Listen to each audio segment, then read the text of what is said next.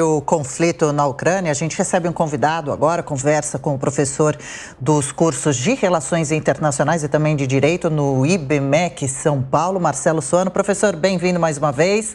Obrigada pela sua participação conosco por aqui. Bom, inicialmente, bom dia, Adriana, bom dia, Tiago. Meus cumprimentos a toda a equipe da Jovem Pan e a todo esse gigantesco público que acompanha a Jovem Pan pela credibilidade que ela tem. Eu cumprimento também a todas as mulheres pelo dia de hoje, que não tem o papel de ser um dia especial para as mulheres, é um dia de lembrança, de que o Dia da Mulher são todos os dias, que a mulher precisa de respeito. Esse é o ponto essencial. Homenageei a minha esposa, Daniela, homenageei a minha mãe, e eu faço apenas esse comentário em relação à minha mãe, que está quase 90 anos, venceu a morte em julho do ano passado, conseguiu sobreviver e foi uma mulher que na década de 70 comandou uma equipe gigantesca de homens e construiu uma das principais instituições de pesquisa do país, o Instituto Nacional de Pesquisa da Amazônia, ao ponto de ter biblioteca com o nome dela e ter rua com o nome dela. Ao homenagear minha mãe, eu homenageei todas as mulheres para aquilo que elas representam pela sua força.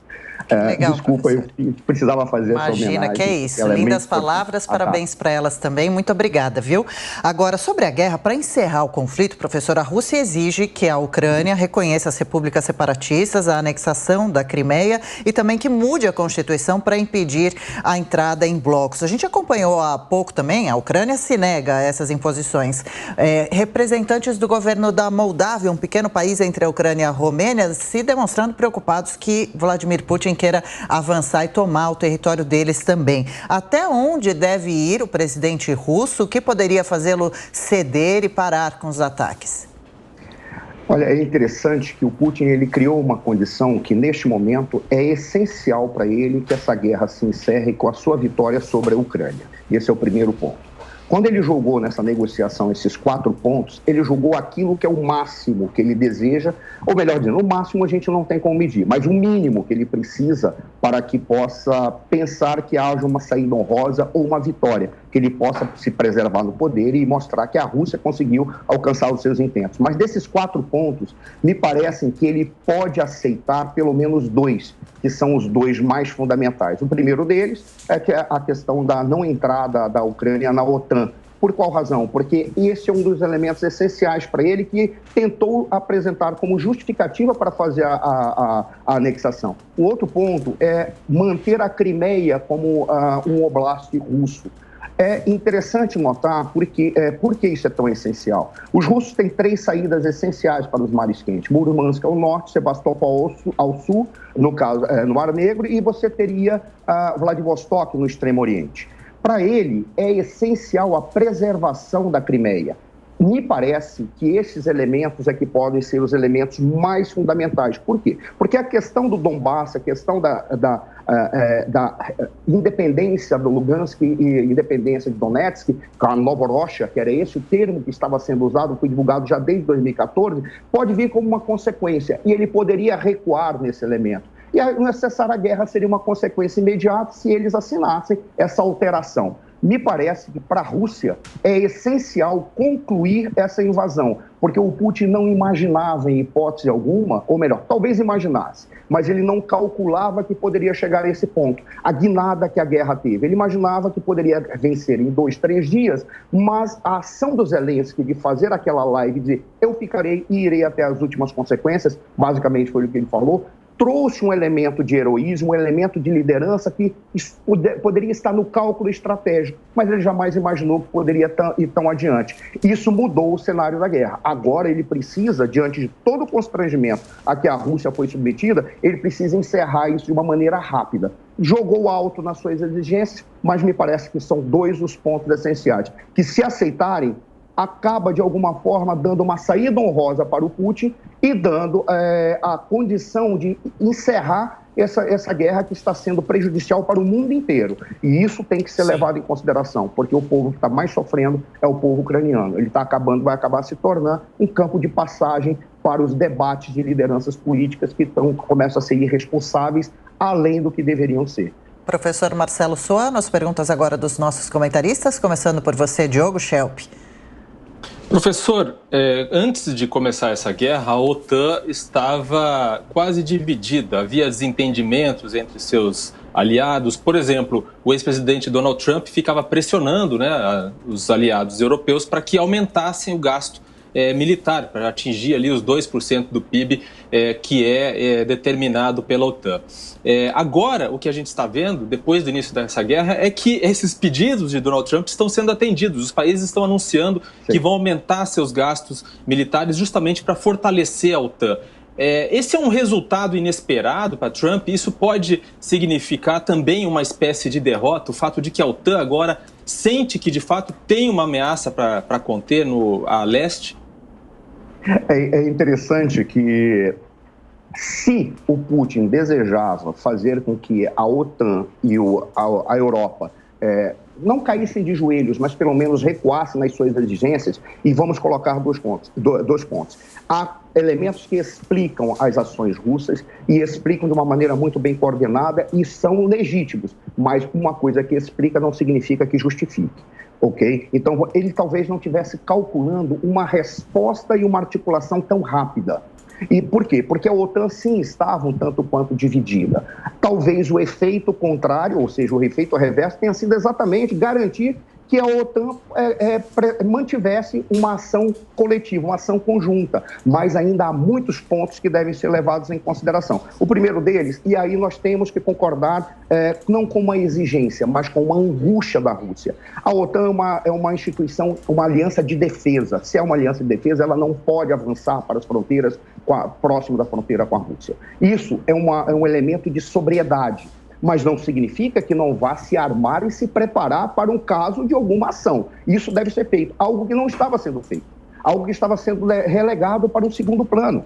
Então, nesse caso, a OTAN ela deve ter um pouco mais de sobriedade, e os russos têm uma certa, eu não diria razão, mas tem uma certa explicação. O Putin não esperava uma reação tão coesa em tempo tão rápido, ao ponto de ele ficar, neste momento, ter que encerrar essa guerra com uma situação de honra, talvez seja o mais adequado. Pela minha perspectiva, eu tenho muito receio com a desestruturação que pode causar. Ora, você tem realmente que fazer com que haja uma saída honrosa para a Rússia. Por qual razão? Porque uma Rússia desestruturada pode trazer um desequilíbrio para o sistema internacional tão grande quanto o que está acontecendo agora. Porque agora, neste momento, o que nós estamos vendo? Os refugiados estão se espalhando pela Europa e a Europa não está preparada, não sabe como fazer para receber esses refugiados. Isso é um trabalho que as lideranças políticas e a diplomacia de cada país já deveriam estar trabalhando. Eles deveriam trabalhar com uma grande velocidade. É curioso que nós vimos a ação rápida do nosso governo, do governo brasileiro, concedeu visto humanitário. Sim. Houve uma certa movimentação por parte da sociedade civil, como a professora Daniela Alves,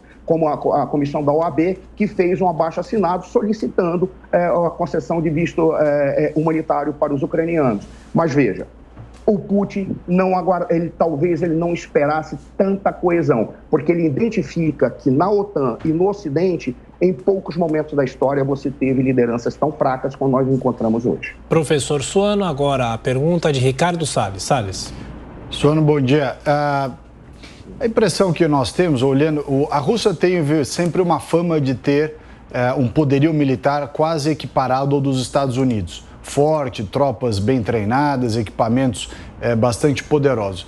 Entretanto, a impressão que dá nesse avanço russo, que inclusive, pelo que se mostra na televisão, eles têm tido muitos reveses, é que ou eles não são tão poderosos assim, não têm essa força toda, ou por alguma questão deliberada não estão usando a sua força toda para avançar de maneira total sobre a Ucrânia. Qual é a sua leitura nesse sentido? Ministro, bom dia. Muito obrigado pela sua pergunta. É interessante porque o poderio militar russo ele é equilibrado em relação ao poderio militar, em especial dos Estados Unidos e parte do Ocidente. O que significa equilibrado? O equilíbrio não significa que ele é maior, ou que ele é menor, ou que ele é, ou melhor, maior ou igual. O equilíbrio significa que existe a possibilidade de ele colocar num critério de dissuasão para que ninguém arrisque fazer qualquer ato contra ele.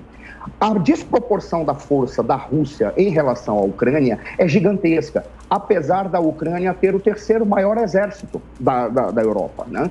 Apesar disso, o que traz para nós? que, muito provavelmente, os russos não tinham a intenção de fazer uma guerra de devastação. Não era essa a intenção. Até porque existe uma similaridade, uma origem comum dos povos. Até porque o argumento que era utilizado pela Rússia era um argumento da desnazificação. E começa algumas pessoas a dizerem que não é bem isso não é apenas uma retórica vazia, uma retórica para justificar um ato. Apesar de também se saber que há grupos nazistas. Mas há grupos nazistas no mundo inteiro. A questão é saber se esse grupo nazista tomava conta do país, o que é algo muito contraditório, muito incoerente, porque o presidente do país, da Ucrânia, é de origem judaica. Então, começa-se a olhar e verificar, não, os russos não avançaram com a força que tinha, ou atropelaram por qual razão? Porque eles queriam que a Ucrânia recuasse em duas pretensões. Entrar na OTAN, o mais importante, e entrar na União Europeia. Então, eu concordo com a sua posição, ministro, acerca da questão de que talvez eles não desejassem fazer um ato que poderia, sim, ser muito rápido e muito violento. Porque aí ele teria a Ucrânia não mais como opositor, mas como um inimigo declarado. Por quê? Porque quando você olha o povo russo e o povo ucraniano, é muito comum você ter pais, avós, tetravós, bisavós, triavós, que são de um lado ou de outro. É um povo que tem uma similaridade, é um povo que tem uma origem comum. A Rússia, a Moscou, era uma vila, quando Kiev era uma grande metrópole. E dali é que se expandiu para aquelas regiões que depois foram se espalhando e construíram o que hoje é a Rússia. Então não havia, da minha perspectiva, essa intenção. Alguns diriam assim, mas ele invadiu a Ucrânia inteira. Por qual razão? Se ele tinha mais a preocupação com Donbass. Porque ele percebeu que a forma de acelerar a guerra é jogar num critério de guerra total, sem que fosse para os civis. Como assim critério de guerra total? A guerra total é aquela guerra que mina a capacidade de resistência, porque vai na questão logística, bate na produção, bate na questão industrial, assim ele eliminaria qualquer resistência. Por isso que ele atuou, mas ele não atuou para fazer uma destruição do país e do povo. Isso foi um efeito colateral de um erro estratégico que está produzindo essa desgraça. Sim, bom, é preciso agora aguardar os desdobramentos próximos desse verdadeiro drama. Deixa eu agradecer, professor Marcelo Suano, dos cursos de Relações Internacionais e também de Direito do IBMEC. Valeu, professor, pela participação. Boa terça-feira. Muito obrigado. Para mim é uma grande honra. Parabéns à Jovem Pan pelo trabalho que tem feito. É dignificante você poder contribuir de qualquer forma com o trabalho da Jovem Pan. Muito obrigado.